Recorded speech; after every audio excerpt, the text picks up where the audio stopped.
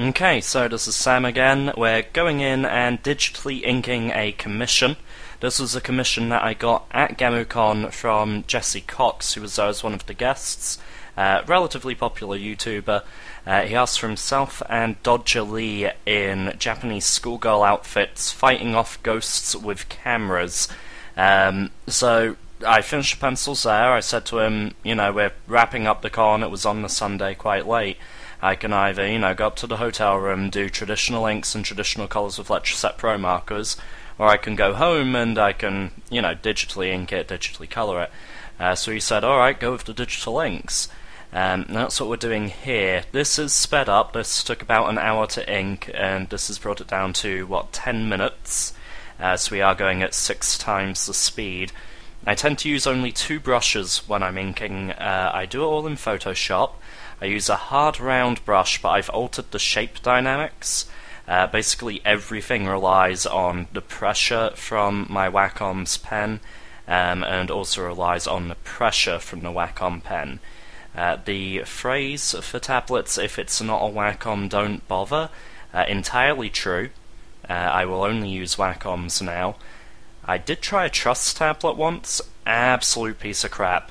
For a company even called Trust, you cannot trust them at all. Their stuff does not work. So this is just literally I start with the characters in the foreground and I work my way backwards. I figure, whatever's in the foreground isn't going to have anything overlapping it, therefore it's going to be the simplest thing to ink, and all it's doing is literally saying thicker lines for anything that's on the outside, thinner lines for anything that's a smaller detail or just like a crease in clothing or something like that. What you will see as well is there's a lot of stuff in my pencils that will not make it through to the inks. That's where I've sort of worked out what's going on, say, beneath a character's clothing or something like that, and then added the clothes on top, just so that, the anatomy works. Although I say the anatomy works, I've probably made a couple of goofs. The advantages to digital inking over traditional inking should be obvious. I just said it right there with that thumb. You can erase and redo as many times as you'd like. The downside of that is that you can keep returning to something and constantly redoing a set area. With regards to digital inking, I think you can become a perfectionist and you can keep revising something and keep revising something. From my memory, I'm about to do it with this leg actually. It kept just looking too chunky, so I kept going in and redrawing it. I usually skip, because most people will do rough pencils, then clean pencils, and then they give that to an inker, and the inker works from the clean pencil, so I've got a lot of the definition, a lot of the shape already there. With myself, because I ink my own stuff, I'm like, well, I can skip clean pencils, because essentially I'd be doing the same job twice otherwise in my own view. And that sounds incredibly arrogant for a simple reason. It is incredibly arrogant. Now, with inking, it's a bit strange. I mean, just sort of get in and do it. It's your chance to really add definition. So the idea being that anything facing a light source should be a thinner line than anything directly opposing a light source. Likewise, if something sort of curves back and around, that should be a thicker line than something that just plain stops there and then. The theory of it is a little haphazard. A lot of the time I tend to go on instinct, admittedly, but there are things like this beard here. I will use a thinner brush than I would use, say, for the skin around the edges, things like that. The main thing is you're trying to denote weight, and also to a degree you're trying to show light. So naturally darker areas where shadows fall, thicker lines, things like that. Likewise, anything that's quite airy, so for example this scarf around his neck there, the scarf should ideally have thinner lines than his neck, because there's more to his neck than there is to the scarf, and I'll be using thicker lines on this camera here because the camera is not an organic object. The camera's very solid, it's not very... you can't play with it, you can't really move it around, it's a solid object, it's not like putty or anything like that, There are also some bits where you just sort of like try a couple of things out when you're working digitally, and if it doesn't work, you can always just take it back out again.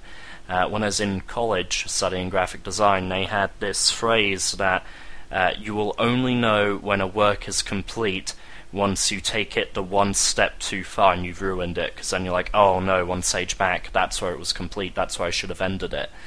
Digital sort of takes that restriction away, because if you do get to that point and you're thinking, oh no, one step back, that's where it was finished, now I've overdone it, you've got Control Z. You don't have that when you're using traditional materials. So digital, big advantage in that sense. The downside to digital is that it will take some adjusting to, will take some getting used to. For example, if you work traditionally and then you jump straight over to a digital tablet, you'll notice that you don't have the resistance of the paper. Likewise, you don't get the same textures that the paper give. There are ways to emulate it, admittedly, but it's never quite the same.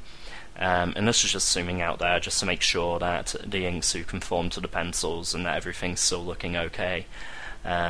It is important to reassess your art as you go, to constantly look back at it and say, okay, where am I? Where should I be? Is this looking right? Is that okay? I'm spending, a lot of time zoomed in here, so I'm assuming that things look okay in relation to other bits because I'm sticking to that hard round brush and I'm only using 4 pixel and 5 pixel widths with pressure sensitivity.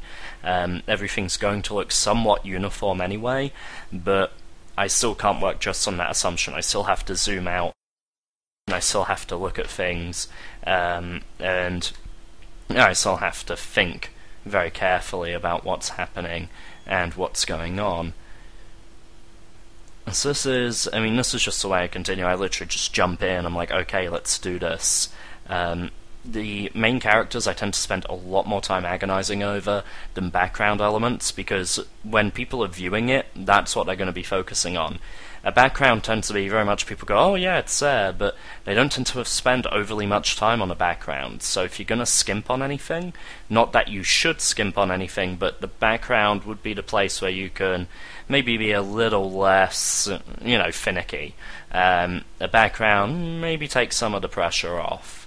You can see here, by the way, the socks, again, thinner lines because they are socks. Knee-high socks, but still they're socks. Just a couple of lines there to show, that there is sort of a thread to them, that they are woven.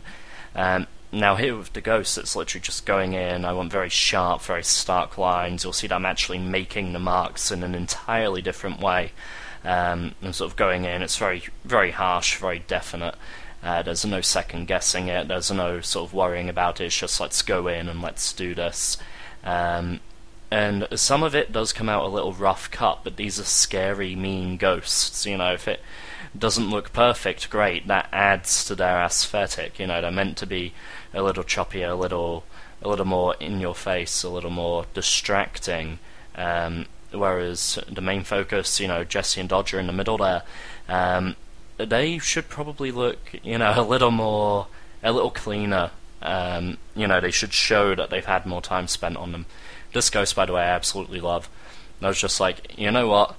Looking at the guys who, some of them were just drooling over Dodger for some reason, and they weren't even being subtle about it. It's like, oh, come on, guys, you've seen a girl before, She's not the only girl at the convention, for Christ's sake.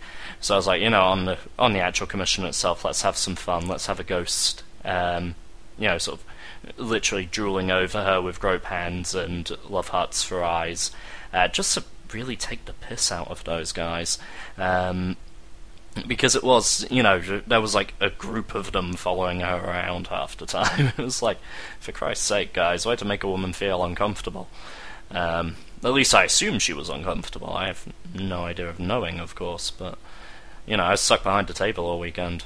I had a very limited view of what was going on with certain things, but, I wasn't...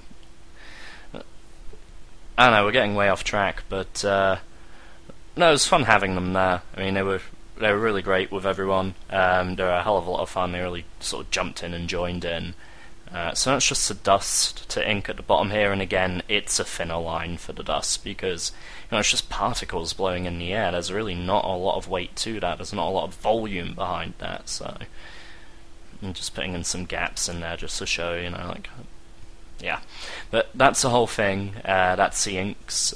Just sort of giving it one more once over just to make sure that I've not forgotten anything. Decided to make this one an old lech with a beard, but yeah, I think that about wraps it up.